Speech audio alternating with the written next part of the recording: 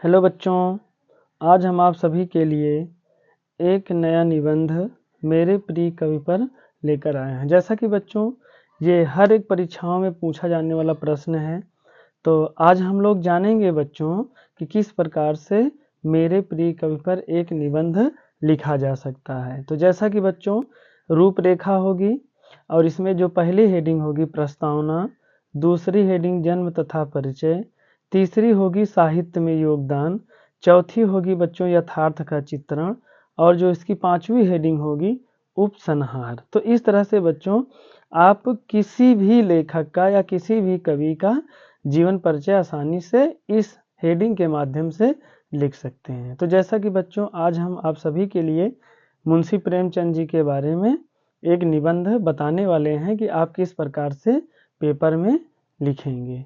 तो जैसा कि बच्चों यहाँ प्रस्तावना आप देख सकते हैं। प्रस्तावना में श्री मुंशी प्रेमचंद मेरे सबसे प्रिय एवं आदर्श साहित्यकार हैं। जैसा कि बच्चों आप किसी भी लेखक या कवि का लिखेंगे तो उसका यहाँ नाम दर्शाएंगे और इस तरह से आगे लिख देंगे।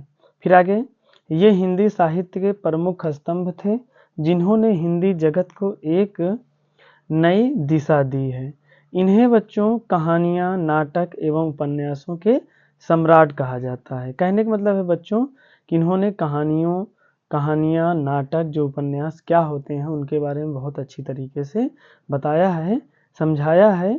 इसीलिए जो है इन्हें जो है इसका इनको क्या कहा जाता है, सम्राट कहा जाता है। फिर आगे, इन्होंने अपनी रचनाओं के द्वारा भारत के गांव या ग्राम जो भी है जीवन में होने वाले शोषण, निर्धनता, जाति, दुर्भावना, छुआछूत आदि का यथार्थ चित्रण किया है। कहने का मतलब बच्चों ये है कि गांव में किस प्रकार से आदमी या व्यक्ति, मनुष्य अपना जीवन व्यतीत करते हैं, उनके बारे में इन्होंने एकदम बिल्कुल सीधा सीधा, साफ साफ, स्पष्ट रूप से अपनी रचनाओं या अपनी कृति के माध्यम से लिखा है या बताया है। फिर आगे, भारत के दर्द और संवेदना को इन्होंने भली भांति अनुभव किया, जिनकी रचनाओं में हम सभी के कानों में गूंजती है। कहने का मतलब है बच्चों कि भारत में किस प्रकार से दर्द और किस प्रकार से लोग यहाँ पर रहते हैं, इन सभी का बच्चों इन्होंने जो है आकलन किया। आकलन करने के बाद अपनी रचनाओं के माध्यम से हमारे आपके बीच में प्रस्तुत किया। तो आगे चलते हैं बच्चों। अब इसका जो दूसरा हेडिंग होगा जन्म तथा परिचय के बारे में हम लोग सीखते हैं। जैसा कि बच्चों यहाँ पर आप देख सकते हैं कि इनका जन्म तथा या जन्म एवं परिचय क्या होगा। श्री मुंशी प्रेमचंद जी का जन्म उत्तर प्रदेश राज्य के वाराणसी जिले के लमही नामक ग्राम में एक गरीब परिवार में सन 1880 ईस्वी में हुआ था। जैसा कि बच्चों इनके पिता का नाम अजायब राय था और माता का नाम आनंदी देवी था।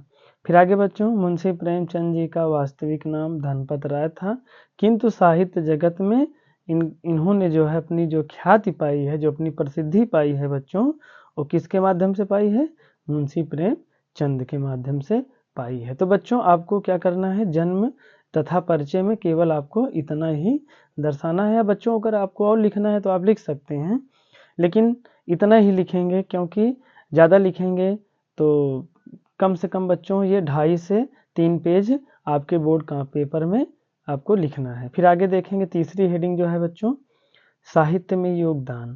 तो इन्होंने साहित्य में क्या योगदान दिया था, आइए जो है उसके बारे में हम लोग समझते हैं।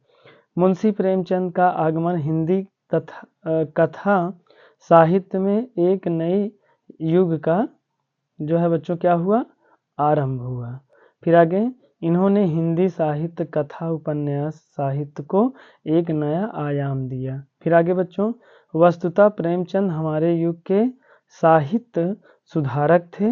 इन्होंने अपनी प्रतिभा का अभिनय इस तरह से किया है जिसका आकलन करना बच्चों क्या है, असंभव है। फिर आगे, इनके द्वारा हिंदी साहित्य को समर्पित की गई कृतियां हमेशा हमेशा के लिए बच्चों हमें आपको याद रहेंगी और ये याद किए जाएंगे। तो बच्चों आपको साहित्य में स्थान में आपको इतना ही दर्शाना है। अब आगे चलते हैं बच्चों, जो इसकी चौथी हेडिंग होगी उसके बारे में हम लोग जानेंगे, यथार्थ का चित्रण। तो बच्चों यथार्थ के चित्रण में आप क्या लिखेंगे?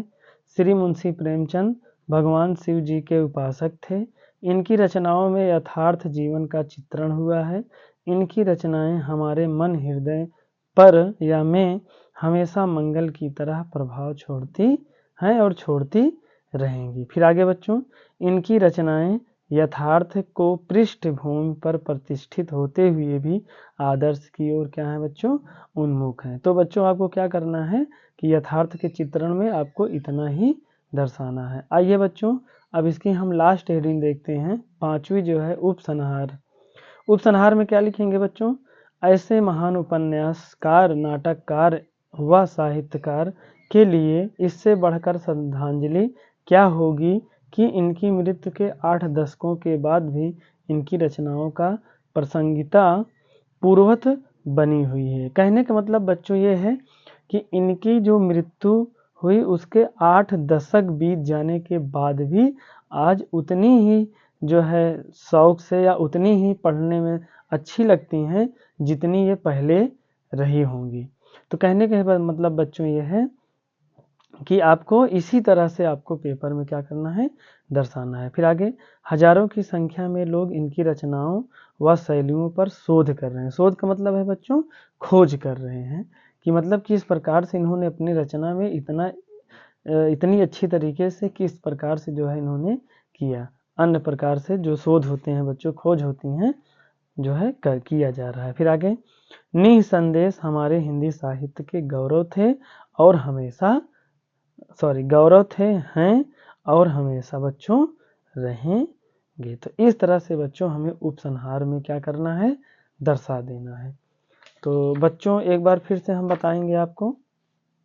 यहाँ आप देखें कि मेरे प्रिय कवि में सबसे पहले प्रस्तावना, फिर जन्म तथा परिचय, तीसरी हेडिंग साहित्य में योगदान, चौथी यथार्थ का चित्रण, 5वां उपसंहार। तो बच्चों आपको बोर्ड पेपर में इतना सबसे पहले जो है दर्शाना होगा। उसके बाद जो हेडिंग आप यहाँ डाले हैं यही एक एक हेडिंग जो है बढ़िया से लिखकर फिर उसके बाद उसके बारे में दर्शाना है आपको। तो पहला क्या है बच्चों? प्रस्तावना। प्रस्तावना में आप देख सकते हैं कि इस प्रकार से जो है प्रस्तावना है। फिर आगे देखते हैं इसकी जो दूसरी हेडिंग है जन्म तथा परिचय। जन्म तथा परिचय में आप देख सकते हैं। उसके बाद जो तीसरी हेडिंग है साहित्य में योगदान, इस तरह से बच्चों होगा। और जो इसकी चौथी हेडिंग होगी यथार्थ का चित्रण, आप यहाँ देख सकते हैं किस प्रकार से है। और जो इसकी 5वीं लास्ट हेडिंग होगी उपसंहार, तो यहाँ पर आप उपसंहार के बारे में देख सकते हैं कि आपको किस प्रकार से बोर्ड पेपर में लिखना है। यदि बच्चों आप इसी तरह से बोर्ड पेपर में लिख देते हैं तो आपको बच्चों जो 7 से 9 नंबर का आता है वो आसानी से आपको प्राप्त हो जाएगा। तो कहने का मतलब बच्चों ये है कि आपको इसी तरह बोर्ड पेपर में अपने कॉपी में लिखना है। तो बच्चों इसी के साथ हम आपसे विदा लेते हैं। फिर पुनः नए वीडियो में आपसे मिलेंगे। तब तक के लिए बच्चों खुश रहिए, मस्त रहिए।